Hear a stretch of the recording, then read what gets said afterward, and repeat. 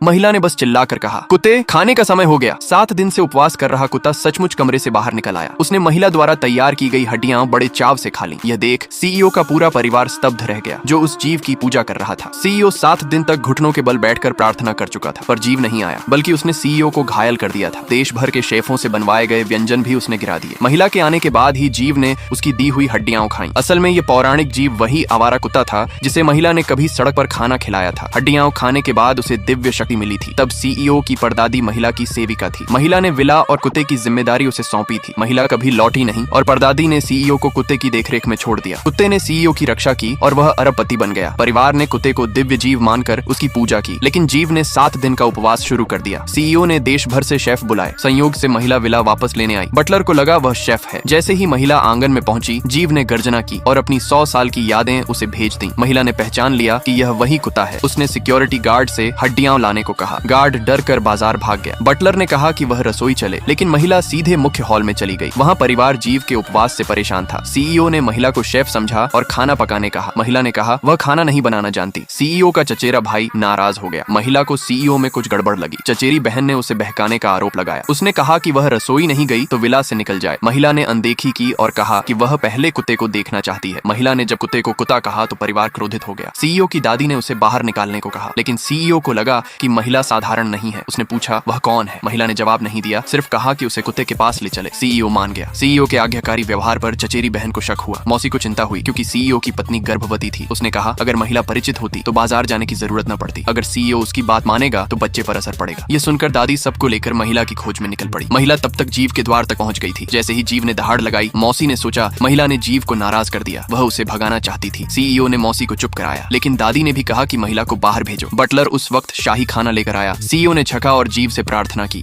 महिला ने कहा सब व्यर्थ है, उसने पहले ही कुत्ते के लिए खाना तैयार कर दिया है। तभी सिक्योरिटी गार्ड हड्डियां लेकर आया। परिवार ने महिला को पागल कहा। उन्होंने कहा दिव्य जीव को हड्डियां देना उसका अपमान है। महिला ने अनदेखा किया। 7 दिन से भूखा जीव बाहर आया। दादी को लगा वह खाने की खुशबू से आया है, लेकिन जीव ने सारे व्यंजन गिरा दिए। सब चौंक गए। महिला हड्डियां लेकर जीव के पास गई। सीईओ ने रोका और कहा कि जीव बहुत शक्तिशाली हो गया है, अगर गुस्सा आया तो हमला कर सकता है। महिला ने बात नहीं मानी और हड्डियां दे दी। सब हैरान रह गए जब जीव ने हड्डियां खा ली।